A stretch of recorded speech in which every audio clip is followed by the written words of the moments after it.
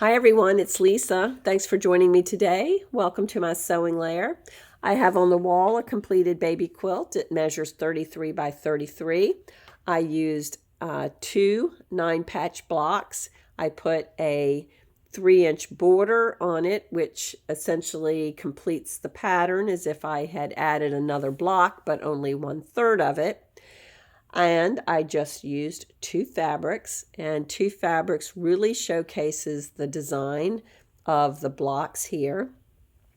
When you're working with 3-inch blocks, you have to put a lot of them together to get real estate. So I basically have, I guess 11 blocks and each of these rows.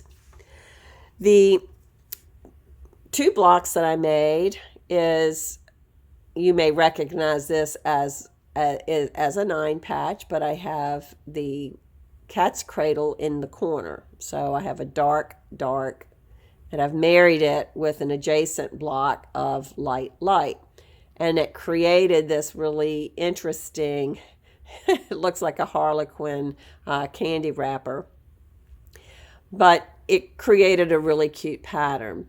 So in this block, fairly simple, you've got 5 squares and your work is on the corners with the cat's cradle.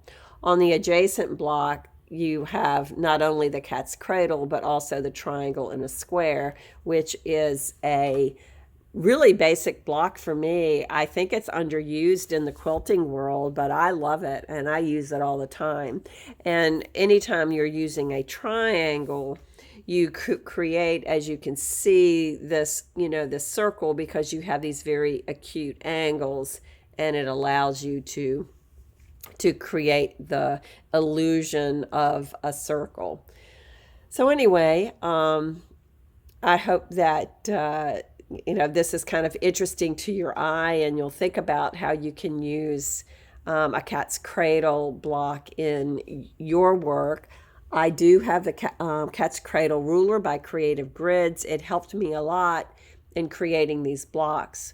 I made another quilt prior which used the cat's cradle. I didn't know that's what it was called, but I did it all by hand. So each of the pieces that I fashioned was singular. So I basically, and it was a half square triangle. So I had to fashion a half square triangle for the outside of this right here. That outside block was a half square triangle, and I cut these 2 flanking triangles out of a strip, and also the same with the other side of the half square. It was a lot of work, and I was very tired from the cutting and piecing of it. And that quilt too used 3-inch blocks, and it was much larger than this. I was really pleased with how it looked, and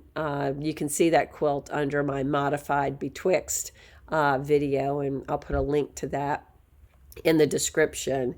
But a few simple blocks and you can get a really outstanding design without breaking your head.